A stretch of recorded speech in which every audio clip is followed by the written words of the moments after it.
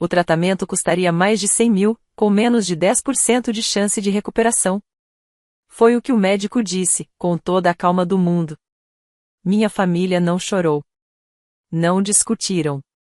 Apenas se olharam em silêncio e foram embora. As palavras da minha mãe foram as últimas: deixa o velho ir. Já viveu o suficiente. Não vamos jogar dinheiro fora num buraco negro. E assim eles saíram. Pela porta das nossas vidas. Eu tinha 17 anos, sem um centavo no bolso, cheia de raiva e apavorada. Mas eu fiquei. Esvaziei todas as minhas economias guardadas para a faculdade. Assinei os papéis de responsabilidade. Aceitei um emprego limpando o chão no mesmo hospital, porque ele não era só um velho qualquer. Ele era meu avô. E eu me recusei a deixá-lo morrer sozinho.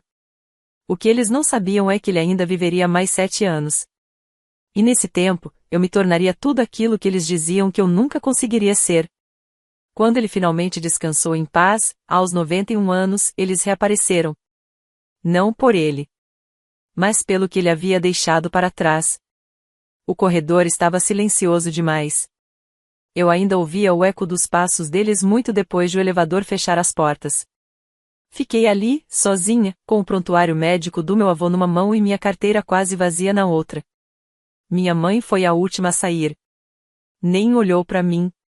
Apenas lançou aquele olhar frio por cima do ombro e disse: você pode ficar, se quiser. Mas não venha pedir nada depois. E foi embora. A enfermeira ao meu lado mexeu-se, desconfortável. Você é a Caroline? Eu assenti, com a garganta apertada. Vamos precisar de alguém para assinar os papéis de responsabilidade financeira. O plano cobre só uns 30% dos custos. Sem tratamento, ele não passa da semana. Eu não hesitei. Não porque não estivesse com medo Deus, eu estava apavorada. Mas a ideia dele acordar, com dor, e perceber que ninguém ficou, era pior do que qualquer medo. Assinei tudo o que me entregaram. A pilha de papéis parecia uma sentença. Entreguei minhas economias da faculdade 11.200 que juntei com bolsas e empregos de verão. Depois liguei para o RH e implorei por um emprego. Qualquer um. Às 6 da tarde eu estava esfregando o chão da ala pediátrica. Às 10 da noite, já estava de volta ao lado da cama do meu avô, segurando sua mão enquanto as máquinas apitavam e zumbiam ao nosso redor. Ele não acordou por 3 dias. Quando finalmente abriu os olhos, a voz saiu fraca e os olhos, cheios d'água. Mas a primeira coisa que sussurrou foi: você ficou. Eu assenti, as lágrimas borrando tudo. Sempre. Naquela noite, enquanto ele voltava a dormir, eu fiquei sentada ao lado dele, olhando pela janela. O mundo lá fora continuava. Carros, luzes, gente rindo em restaurantes. Mas ali, naquele quarto silencioso de hospital, algo dentro de mim tinha quebrado e se reconstruído. Eles achavam que me deixaram com um homem morrendo. Mas o que realmente me deixaram foi tempo. Tempo para ouvir. Tempo para aprender. Tempo para me tornar a mulher que eles nunca me permitiram ser perto deles. Eles foram embora. Eu segui em frente. Os médicos não achavam que ele duraria mais de uma semana. Mas passou uma semana. Depois 2. Depois 3. Tudo começou com sinais pequenos, dedos se mexendo, um piscar de olhos, o aperto da mão ficando mais forte durante a noite. Eu lia para ele todas as noites. No começo, eu não sabia se ele conseguia me ouvir, mas continuei lendo. Velhos romances de guerra, artigos da Reader's Digest, até manuais da IKEA, qualquer coisa que preenchesse aquele quarto com um pouco de humanidade. Então, numa tarde, enquanto eu dava colheradas de caldo para ele, ele disse: muito salgado. Eu congelei. Vovô? Ele piscou, olhou para mim e depois sorriu. Você sempre foi péssima com tempero. Eu ri, com lágrimas escorrendo. Foi a reclamação mais linda que já ouvi na vida. Nas semanas seguintes, a recuperação dele começou a ganhar força. Não foi nenhum milagre, mas foi constante. Primeiro, ele conseguiu se sentar. Depois, falava por mais tempo. Aos poucos, voltou a andar, com meu braço servindo de apoio. Os médicos chamaram aquilo de anomalia estatística. Eu chamei de prova de que amor importa mais do que qualquer estatística. Nos mudamos para um pequeno apartamento de 2 cômodos, do outro lado da rua do hospital. Não era grande coisa. A tinta das paredes estava descascando, o aquecedor fazia barulho e dividíamos o banheiro com outros 2 inquilinos. Mas estávamos juntos. De dia, eu trabalhava em turnos no hospital e fazia aulas online para conseguir meu diploma do ensino médio. À noite, o vovô me ensinava. Não só matemática ou ciências, mas como consertar coisas. Placas de circuito, interruptores de luz, cafeteiras. Uma vez ele me disse: a maioria das pessoas joga fora quando quebra. Mas, se você entender como algo funciona, você pode reconstruir. Vale para máquinas. Vale para pessoas também. Aquelas aulas, naquela cozinha pequena, com a luz piscando no teto, mudaram minha vida. Não era só sobre fios ou ferramentas. Era sobre autoestima, sobre escolher consertar em vez de abandonar. Uma noite, ele me viu trocando o interruptor quebrado do micro-ondas. Ele assentiu, aprovando, e disse: sabe, você tem a mente de um engenheiro. Eu ri. Tenho a mente de uma faxineira que não quer queimar a sopa. Mas, em silêncio, guardei esse elogio no fundo do coração. Foi a primeira vez que alguém acreditou que eu podia ser mais do que aquilo em que eu nasci. Ele não deveria ter sobrevivido. Mas sobreviveu. E porque ele sobreviveu, eu também comecei a viver. O silêncio da minha família se tornou definitivo. No começo, achei que era só questão de tempo. Que, quando o vovô saísse do hospital, eles mudariam de ideia. Mas então a conta bancária que minha mãe usava para me ajudar foi encerrada. O plano de telefone da família foi cortado. E a última mensagem que recebi dela dizia: você fez sua escolha. Não espere mais nada de nós. Sem explicação. Sem conversa. Apenas apagada da vida deles. Eu chorei por dias. Não só porque doía, mas porque eu sabia que eles nem sentiam minha falta. Nem um pouco. O vovô viu isso no meu rosto, mesmo quando eu tentava sorrir. Nunca falou mal deles. Apenas disse: algumas pessoas só sabem amar quando é fácil. Você não é uma dessas pessoas. O dinheiro acabou rápido. Eu fazia turnos dobrados limpando o hospital à noite e ajudava no balcão de suprimentos durante o dia. Estudava para as provas de equivalência do ensino médio entre esfregar chão e dobrar uniformes. Às vezes, eu pulava refeições para que o vovô pudesse comer melhor. Ele odiava isso. Então, me fez uma proposta. Ele me ensinaria tudo que sabia: mecânica, programação básica, leitura de plantas elétricas, se eu prometesse cobrar das pessoas pelo meu trabalho. No terceiro mês, a gente já tinha uma caixa de sapato cheia de dinheiro, com um rótulo escrito à mão: fundo de reparos. No sexto mês, os vizinhos começaram a bater na porta pedindo ajuda, consertar eletrodomésticos, refazer a fiação das lâmpadas, até construir temporizadores de irrigação para os jardins. A gente nunca anunciou serviço nenhum, mas a notícia correu rápido. Caroline e o avô não só consertam as coisas. Eles se importam. Numa noite, enquanto eu consertava uma torradeira velha que alguém tinha deixado lá em casa, o vovô falou: você não precisa do nome deles para construir o seu. Eu levantei os olhos. Nome de quem? Ele não respondeu. Só continuou torcendo os fios no lugar, como se aquilo dissesse tudo. E, de fato, disse. Aquela foi a noite em que entendi. Ele sabia exatamente o que estava me preparando para ser. Não por vingança. Não para devolver nada a ninguém. Mas para me dar independência. Uma vida onde eu não precisasse da permissão de ninguém. Naquele ano, concluí meu GED. No verão seguinte, fui aceita num programa de tecnologia de meio período, voltado para mulheres na área de STEM. Quase desisti. Achei que não era meu lugar. Mas o vovô disse: quem pertence não é quem nasce com a porta aberta. É quem aprende a construir a sua própria. Então, eu construí a minha. E passei por ela. 7 anos. Esse foi o tempo desde que eles foram embora. 7 anos desde que assinei aqueles papéis do hospital com as mãos tremendo, e com um fundo de faculdade que eu já não tinha mais. 7 anos desde que me tornei a garota que ficou. Mas, nesses 7 anos, me tornei algo mais. Me tornei Caroline Green.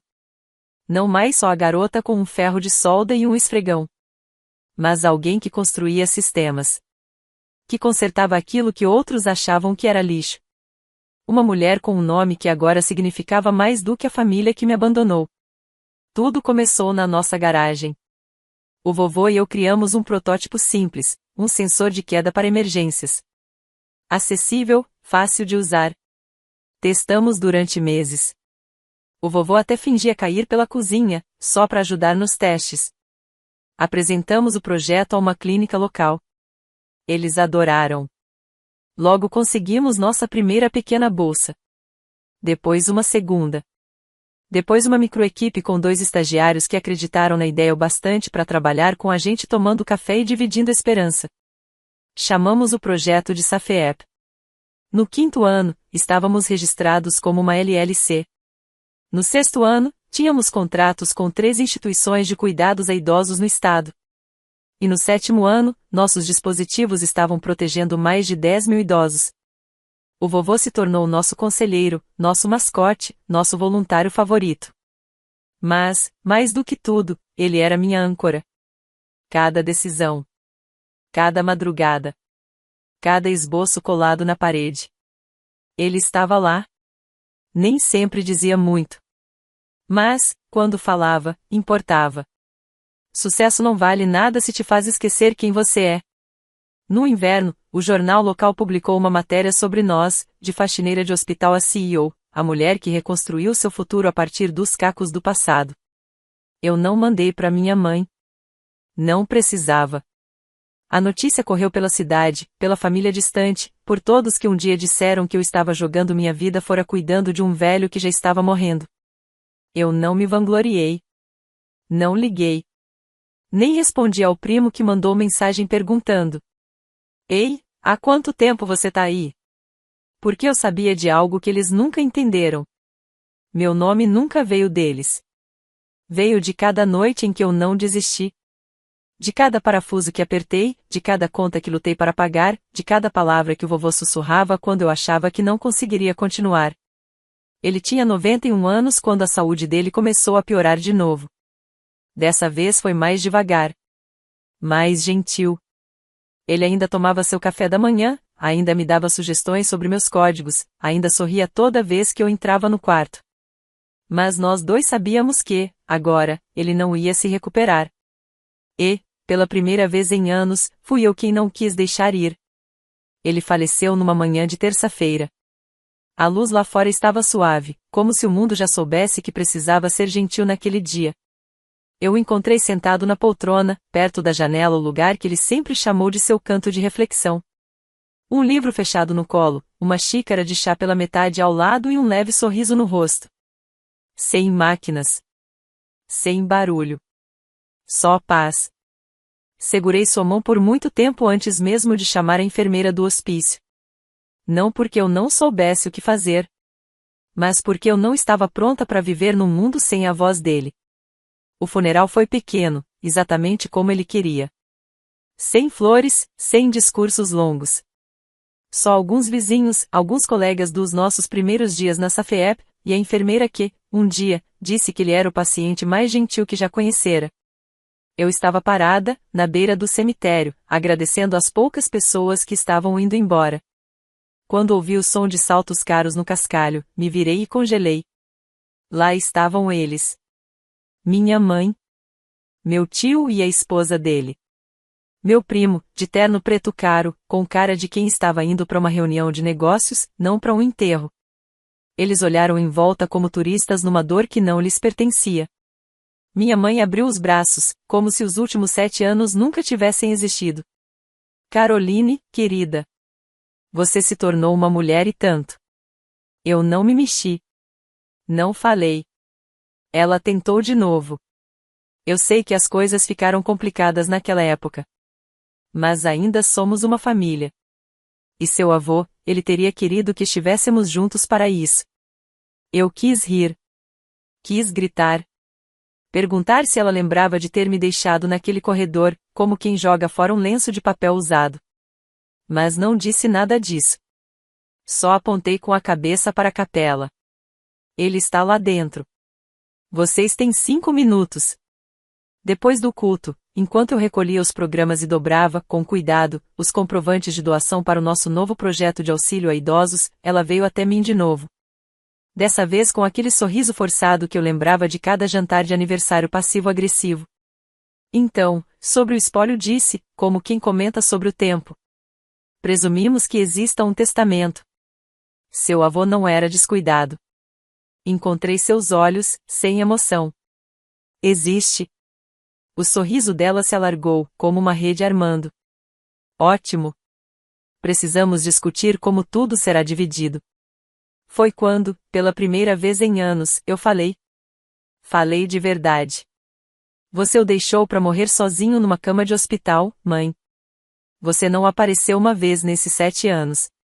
Nunca ligou. Nunca perguntou se ele tinha condições. Você só está aqui agora porque acha que ele valia alguma coisa. Ela piscou. Só uma vez. Mas foi o suficiente. Então ela explodiu. Não seja dramática. Você ainda é neta dele, mas nós somos os filhos.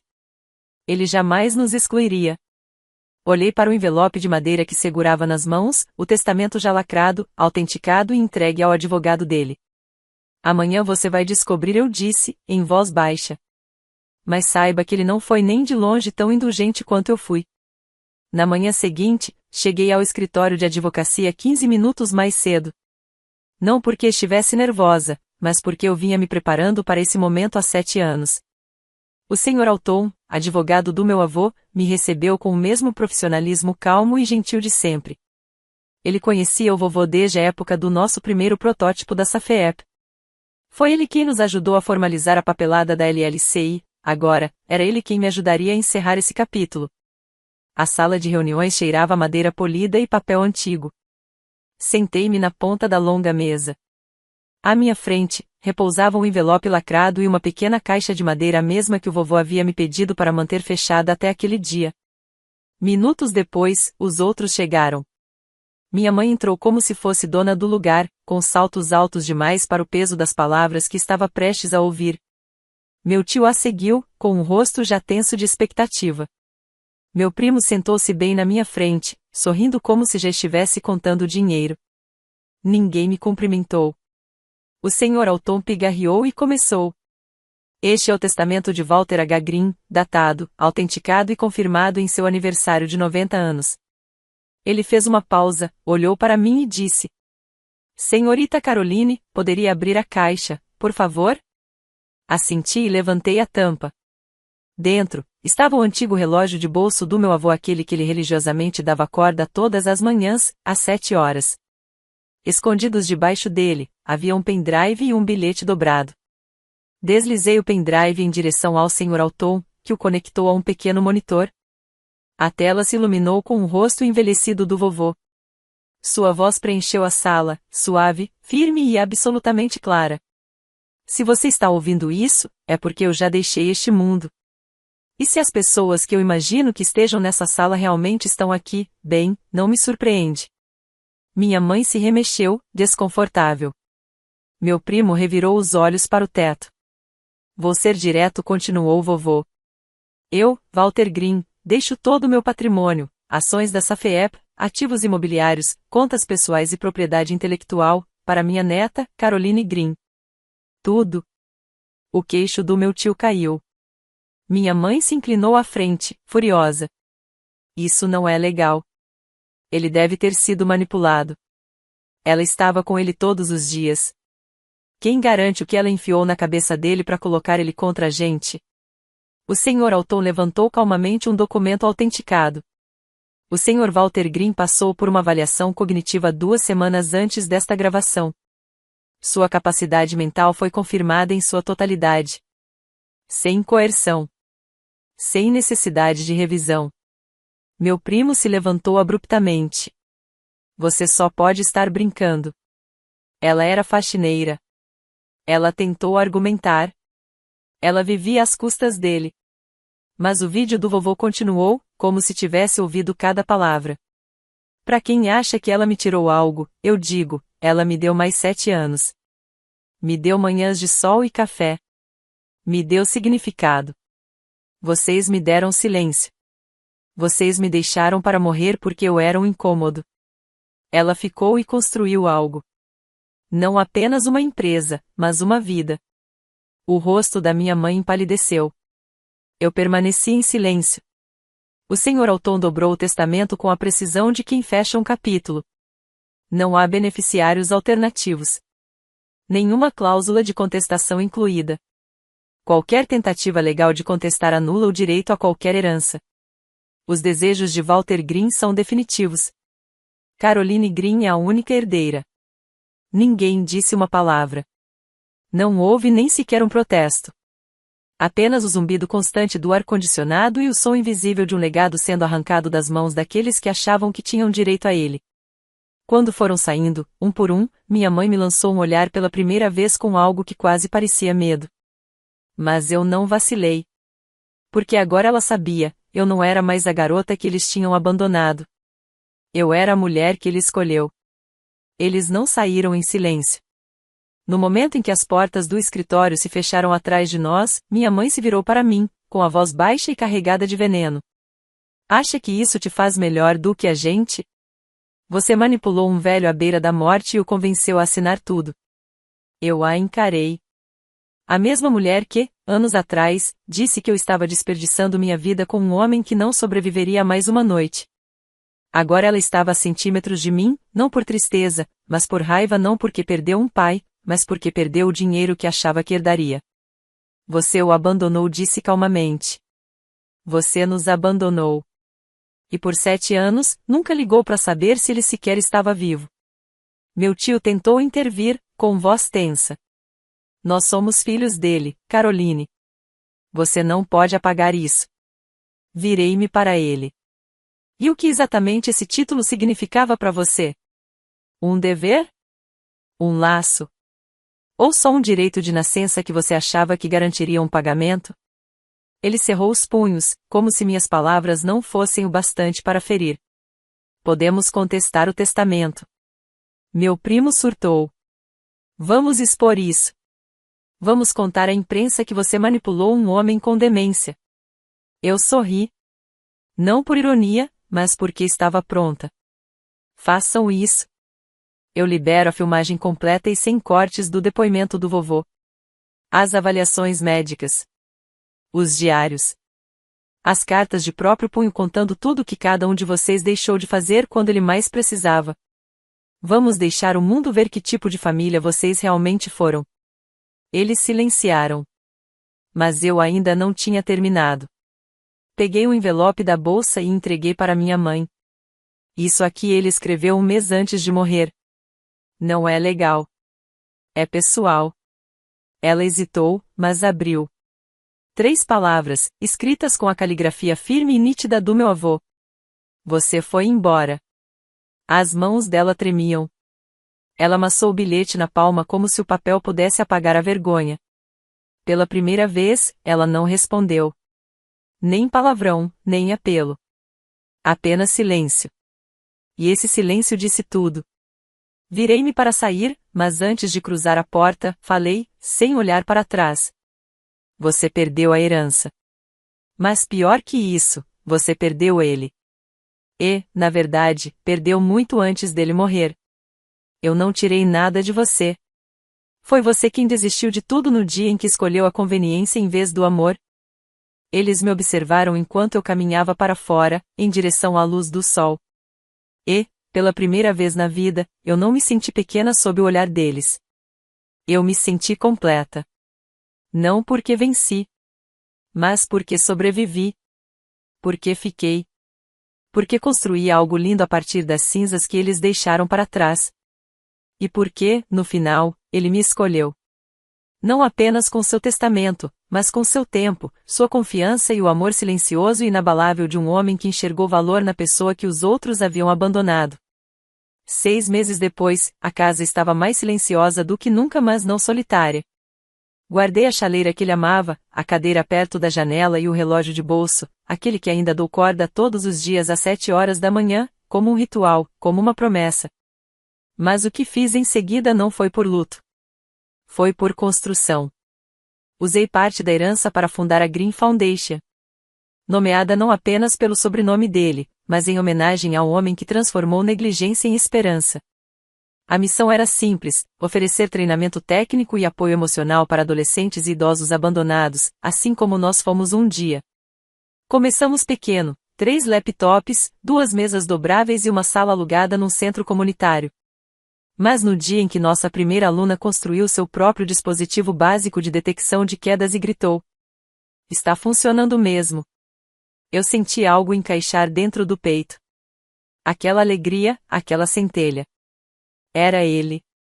Ainda vivendo ali. 1 ano depois, inauguramos nossa primeira sede permanente. 5 anos depois, um dos nossos bolsistas se tornou desenvolvedor líder na SAFEP. Quando ela me convidou para a formatura, me disse: "Eu nunca tive uma família de verdade. Mas a sua fundação me fez sentir que eu importava." Dei a ela a chave inglesa favorita do meu avô.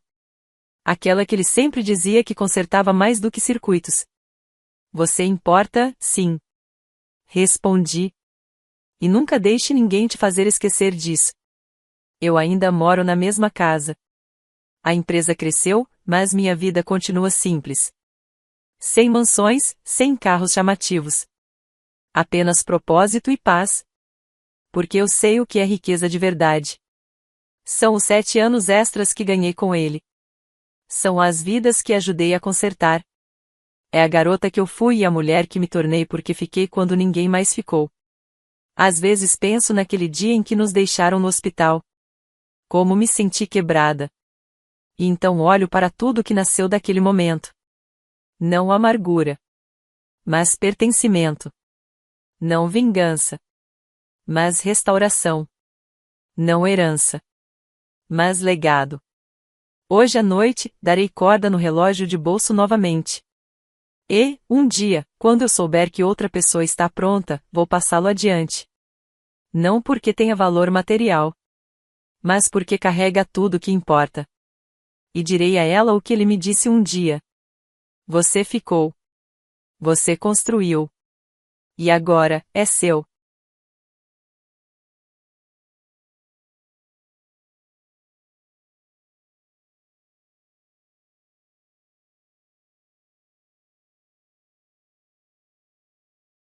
Você não quer experimentar o café que eu fiz especialmente para você, querida? Meu marido James perguntou com um sorriso estranho que não alcançou seus olhos.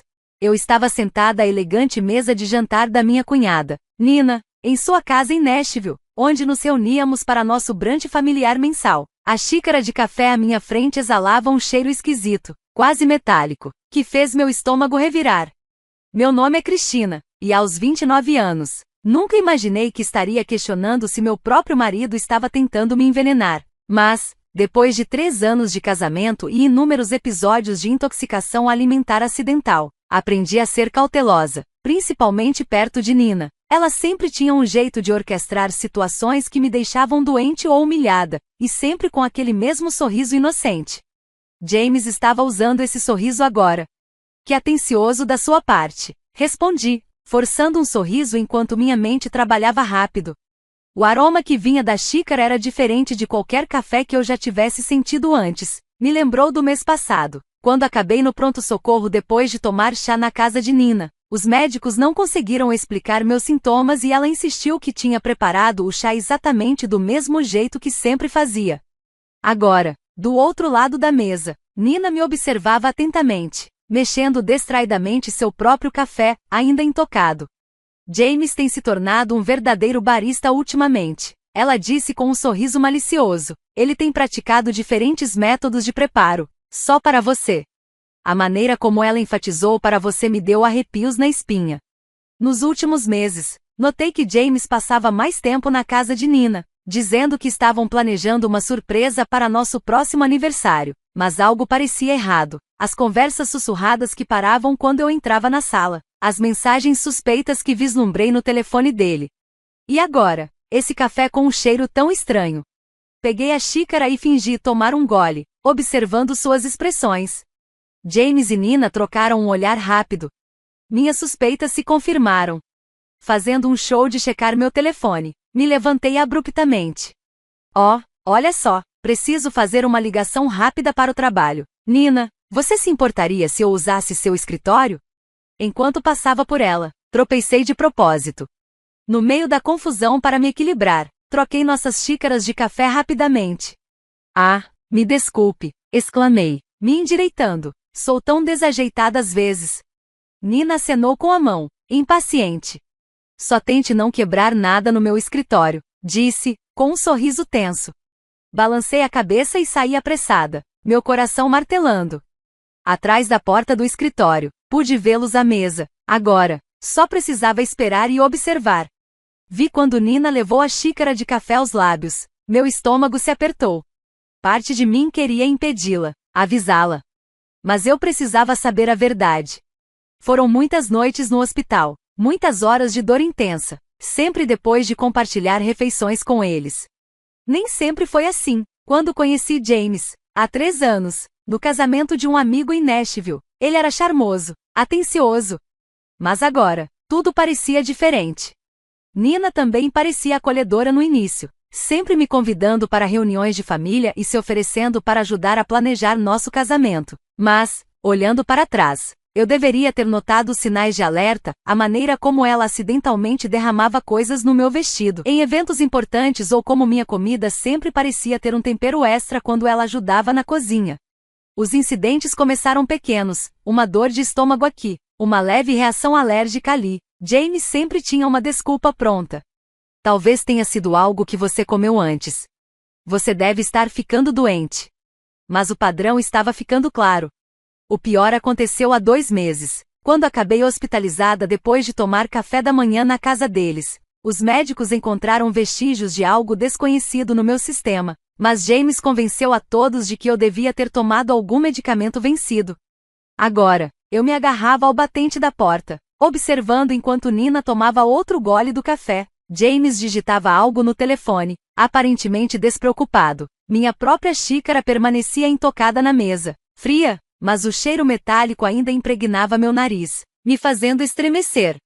Foi então que percebi um leve tremor na mão de Nina. Ela pousou a xícara, e seu rosto empalideceu de repente.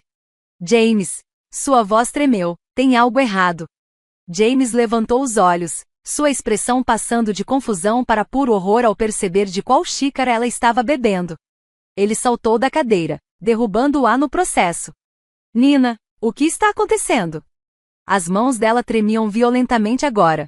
Eu não sinto. Ela tentou se levantar, mas tropeçou, agarrando-se à mesa para não cair. James, o que você colocou nesse café? Saí do escritório. Meu telefone já estava gravando. James estava ao lado de Nina agora, seu rosto cinza de pânico. Aquela não era para ser sua xícara, ele sussurrou. Mas o silêncio da sala de jantar amplificou suas palavras. Os olhos de Nina se arregalaram de pavor. Chame uma ambulância, ela engasgou, deslizando para o chão. Por favor, eu não posso. Imediatamente, disquei 911, mantendo minha mão firme apesar do caos ao meu redor. Serviço de emergência? Precisamos de uma ambulância em 1542 Maple Grove Drive. Minha voz era clara e controlada. Com a outra mão, mantive a gravação ativa. Minha cunhada parece estar tendo uma reação severa a algo no café. Ela está consciente, mas com tremores violentos. Enquanto eu falava com o atendente, os olhos de Nina se fixaram nos meus. O cálculo frio que sempre existira em seu olhar desaparecera, substituído por medo puro. Cristina, ela engasgou. Você trocou, você sabia. Senhora, a ambulância já está a caminho. O atendente me garantiu. Por favor, permaneça na linha. James estava cada vez mais frenético. Não, o que está acontecendo? Isso não era para. Ele balbuciava. Quer dizer, não era para ser. Cala a boca, James. Nina rosnou entre os dentes cerrados, sua raiva momentaneamente superando o desespero. Isso é tudo culpa sua. Você disse que só a deixaria doente o suficiente para perder a reunião do conselho na semana que vem. Você prometeu que não seria rastreável. Meu sangue gelou. A reunião do conselho, onde eu apresentaria minha proposta para um contrato importante. O mesmo contrato que Nina vinha tentando conseguir há meses para sua empresa concorrente. Tudo se encaixava. O chá no mês passado. Minha voz saiu surpreendentemente firme, e o café da manhã há 2 meses. Aqueles não foram acidentes. Foram. O rosto de Nina se contorceu com outra onda de dor. O chá era para me manter em casa durante a apresentação do contrato de Johnson. Mas você foi mesmo assim? Ela agarrou o estômago, dobrando-se de dor. James disse que só precisávamos manchar sua reputação, fazer os clientes acharem que você não era confiável. O som de sirenes preencheu o ar do lado de fora. James se afastou lentamente, criando distância entre nós duas. Nina, para de falar. Você não sabe o que está dizendo. Eu sei exatamente o que estou dizendo. Ela cuspiu as palavras, a voz arrastada pela fraqueza. Planejamos isso por meses, desde que Cristina começou a me superar em todos os contratos. Na reunião, você deveria ter certeza de que ela bebesse. Os paramédicos invadiram a casa, e eu rapidamente me afastei para deixá-los trabalhar, enquanto colocavam Nina na maca. Parei a gravação e a enviei para meu e-mail pessoal e, em seguida, para meu advogado. James ficou paralisado, assistindo em choque enquanto seu plano meticulosamente elaborado desmoronava ao seu redor. Eu vou com ela para o hospital. Minha voz saiu firme. Afinal, preciso garantir que minha querida cunhada receba o tratamento adequado. Cruzei olhares com James e vi o terror estampado em seu rosto. Tenho certeza de que os médicos vão achar muito interessante descobrir exatamente o que havia naquele café.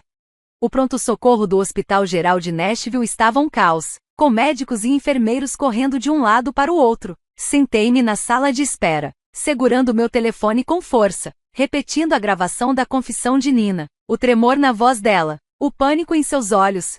Era toda a prova de que eu precisava para mostrar que aquilo não era apenas paranoia da minha parte.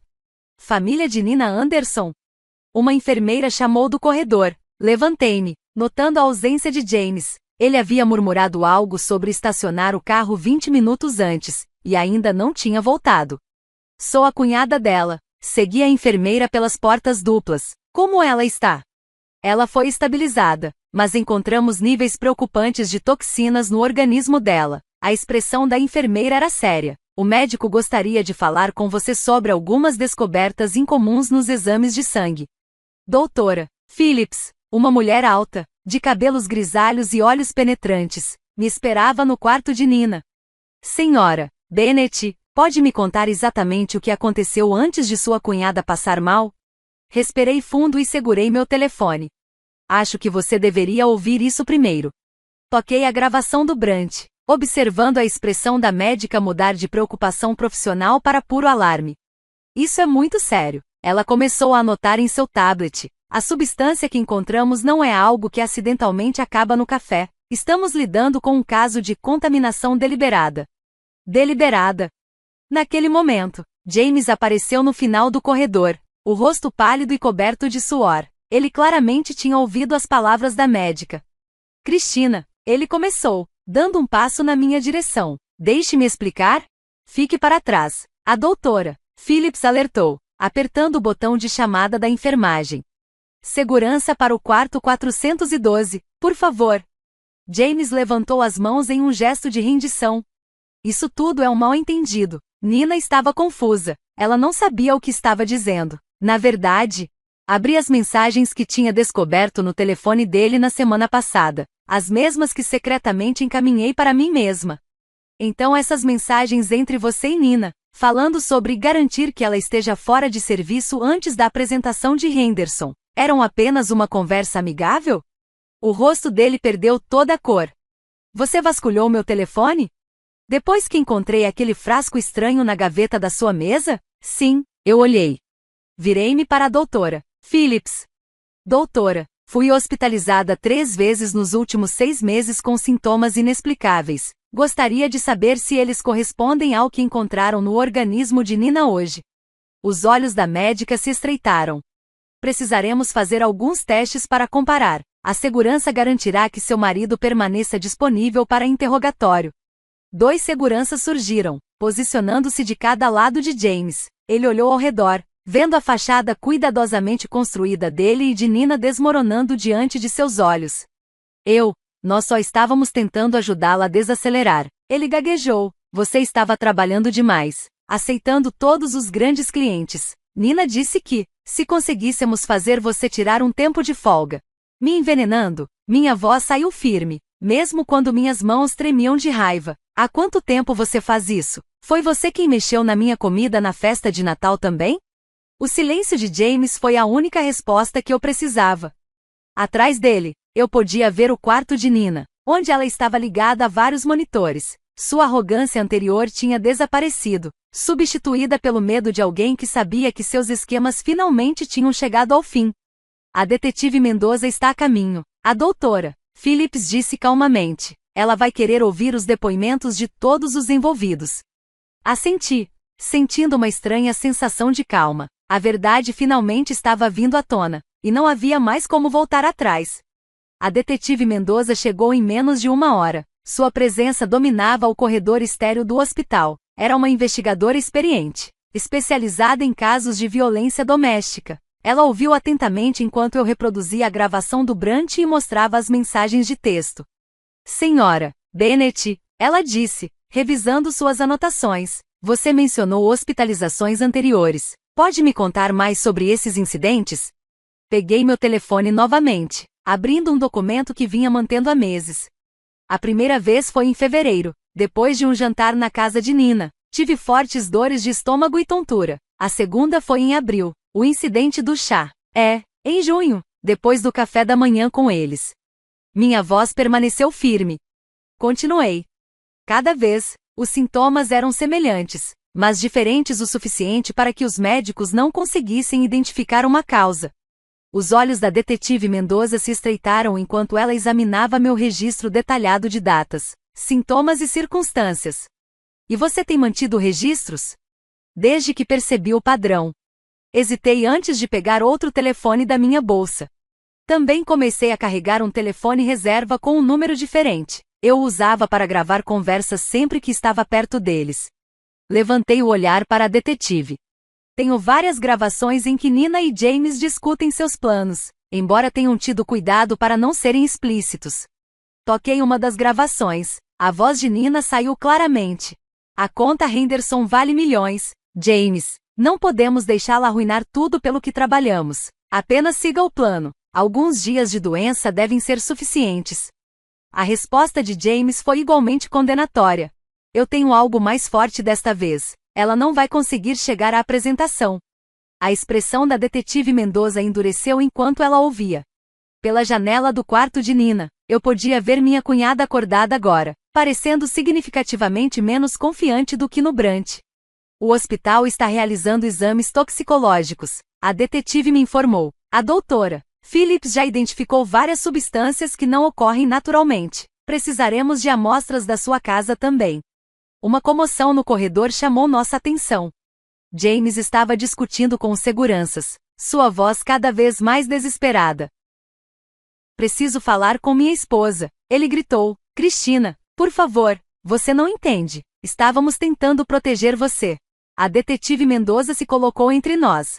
Senhor Bennett, você não está ajudando seu caso. Já encontramos evidências de premeditação. James soltou uma risada vazia, um som oco que ecoou pelo corredor. Estávamos apenas tentando atrasá-la. Ela estava se matando de tanto trabalhar, pegando todas as contas importantes. Nina disse que, se conseguíssemos apenas fazê-la tirar um tempo, envenenando-a, a voz da detetive Mendoza estava afiada. Isso não é proteção, senhor Bennett, isso é tentativa de homicídio. A cor sumiu do rosto de James. Assassinato? Não, isso não é, nós nunca pretendemos. Então, o que exatamente você queria fazer? Minha voz saiu surpreendentemente calma. Quando você colocou algo no meu café esta manhã, o que deveria acontecer? O silêncio de James falou mais do que qualquer resposta que ele poderia dar. Atrás dele, pude ver Nina observando tudo pela janela do quarto do hospital. Seu rosto era uma máscara de medo e cálculo. Me perguntei se ela estava tentando descobrir uma maneira de sair dessa, como explicaria meses de envenenamento sistemático como uma tentativa equivocada de me ajudar. Vamos precisar dos telefones dos dois. A detetive Mendoza ordenou aos seguranças, e quero policiais postados em ambas as portas. Ninguém sai até obtermos os resultados da toxicologia. A doutora Phillips entrou no quarto de Nina, um tablet na mão, sua expressão sombria enquanto revisava os resultados dos testes. A detetive Mendoza e eu seguimos enquanto James permanecia parado no corredor, seu mundo desmoronando ao redor dele. James permaneceu do lado de fora com os guardas. Nina tentou se sentar mais ereta na cama do hospital, mas os tremores ainda não haviam desaparecido completamente. O relatório toxicológico mostra níveis elevados de várias substâncias, anunciou a doutora Phillips, sua voz clínica. O mais preocupante é a presença de um composto específico que normalmente é usado em testes farmacêuticos. Não é algo que o público em geral deveria ter acesso. O rosto de Nina empalideceu. Isso é impossível. James disse que era apenas algo para causar sintomas leves. Sintomas leves? A detetive Mendoza interrompeu, pegando seu caderno. Como os que sua cunhada experimentou nos últimos 6 meses? A porta se abriu, e outro detetive entrou segurando uma bolsa de evidências. Encontramos isso na mesa do escritório do Sr. Bennett, na empresa de marketing Anderson, relatou, exibindo vários pequenos frascos com rótulos clínicos, junto com anotações detalhadas sobre dosagens e reações. Senti meus joelhos fraquejarem ao perceber a extensão do plano deles. Vocês estavam documentando tudo, como se fosse algum tipo de experimento. Não era assim, Nina protestou, mas sua voz vacilou. Só precisávamos rastrear o que funcionava. As primeiras tentativas não foram eficazes o suficiente. Então você aumentou as dosagens, concluiu a detetive Mendoza, examinando os frascos. Você sabia que essas substâncias podem ser letais em concentrações mais altas? A sala ficou em silêncio. Pela janela, James ainda era visível, afundado em uma cadeira no corredor, a cabeça entre as mãos. A conta Henderson, murmurei, sentindo as peças finalmente se encaixarem. Não era apenas sobre aquela apresentação. Vocês precisavam que eu ficasse fora do caminho permanentemente porque o cliente me pediu especificamente como líder. O rosto de Nina se contorceu com uma mistura de raiva e medo. Você estava arruinando tudo. Eu construí aquele portfólio de clientes por anos. E então você apareceu e, de repente, todo mundo queria trabalhar com você em vez de mim. James disse que poderia consertar isso. Ela continuou, sua voz hesitante. Me matando. As palavras pairaram no ar, pesadas com acusação. Não estávamos tentando e Nina começou, mas a doutora Phillips a interrompeu. A concentração da substância no café que você bebeu hoje estava significativamente mais alta do que as amostras que analisamos das suas visitas anteriores ao hospital, disse, olhando diretamente para Nina. Se você tivesse consumido tudo, o resultado teria sido grave, possivelmente fatal. A detetive Mendoza se virou para o outro policial. Precisamos de um mandado completo para as casas e escritórios deles, e entre em contato com a empresa farmacêutica listada nesses frascos. Descubram como eles obtiveram essas substâncias. Nina caiu de volta nos travesseiros, a luta desaparecendo de seu rosto. Não era para ir tão longe, sussurrou. James continuava dizendo que só precisávamos de mais uma tentativa. Aproximei-me de sua cama, minha voz firme apesar do tremor em minhas mãos. Cada vez que eu ficava doente, cada reunião que eu perdia, cada cliente que eu deixava escapar, vocês dois estavam lá, assistindo, esperando. Notas detalhadas sobre como o veneno deles estava me afetando, como se eu fosse um experimento. Que tipo de pessoa faz algo assim? O silêncio que se seguiu foi ensurdecedor. Lá fora, ouvi James sendo informado de seus direitos enquanto mais policiais chegavam. Nina olhava fixamente para as próprias mãos, incapaz de encontrar meu olhar. Detetive, eu disse, me afastando da minha cunhada, estou pronta para fazer minha declaração formal agora. O julgamento durou 3 semanas, mas pareceu uma eternidade. Todos os dias, eu me sentava no tribunal e observava a promotoria expor, peça por peça, o caso contra James e Nina. As evidências eram esmagadoras, os frascos encontrados no escritório de James, suas anotações detalhadas sobre cada tentativa de envenenamento, as gravações das conversas e as mensagens de texto discutindo seus planos. Mas o que mais me impressionou foi o comportamento deles durante todo o processo. Nina, que sempre fora tão polida e confiante, parecia pequena e frágil na cadeira dos réus. James nem sequer conseguia olhar para mim, mantendo os olhos fixos no chão enquanto testemunhas especialistas explicavam os efeitos potencialmente letais das substâncias que eles estavam usando. O depoimento da doutora Phillips foi particularmente devastador. Ela apresentou uma análise detalhada mostrando como as dosagens foram aumentando ao longo do tempo, provando a intenção deliberada de causar danos. O representante da empresa farmacêutica confirmou que James havia roubado os compostos por meio de um ex-colega de faculdade que trabalhava no departamento de pesquisa. Na declaração final, a promotora foi contundente. Os réus demonstraram um padrão calculado de comportamento. Isso não foi apenas sabotagem corporativa, foi uma tentativa sistemática de prejudicar a senhora Bennett, com uma escalada clara que poderia ter resultado em sua morte. Quando o veredito finalmente foi lido, eu não senti alegria, apenas alívio. James e Nina foram considerados culpados de múltiplas acusações, incluindo tentativa de homicídio e conspiração. As palavras do juiz ecoaram pelo tribunal silencioso. A natureza premeditada dessas ações, realizadas contra um membro da família por um longo período, exige a sentença máxima.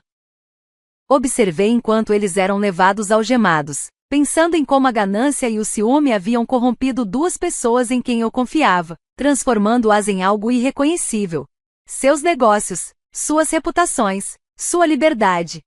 Tudo sacrificado em uma tentativa desesperada de me destruir. Um ano depois, um ano após o julgamento, eu estava no pódio da conferência Nashville Business Leaders, me preparando para fazer o discurso principal. A ironia não passou despercebida. Essa era exatamente o tipo de oportunidade que Nina tentou me impedir de alcançar. A conta Henderson, que ela e James estavam tão desesperados para roubar, acabou me abrindo portas para vários outros clientes importantes. Agora, eu era reconhecida como uma das principais executivas de marketing da região. Respirei fundo e encarei o auditório lotado. O sucesso, comecei, olhando para aquele mar de rostos atentos, não é apenas sobre talento ou trabalho duro, é sobre integridade. Sobre construir relacionamentos genuínos, baseados na confiança. Parei por um momento, deixando minhas palavras ecoarem no auditório. Às vezes, as maiores ameaças ao nosso sucesso vêm justamente daqueles mais próximos de nós, mas sobreviver a esses desafios nos torna mais fortes. Após o discurso, vários jovens profissionais se aproximaram de mim em busca de conselhos. Uma mulher, com os olhos brilhando de determinação, me perguntou como eu consegui manter a compostura durante toda a aprovação. Eu me concentrei no que podia controlar, respondi com um sorriso tranquilo. Expliquei que reuni provas, confiei nos meus instintos e me recusei a permitir que o medo me impedisse de alcançar meus objetivos. Mais tarde naquela noite, recebi um e-mail do cliente da Henderson confirmando a renovação do contrato por mais 3 anos.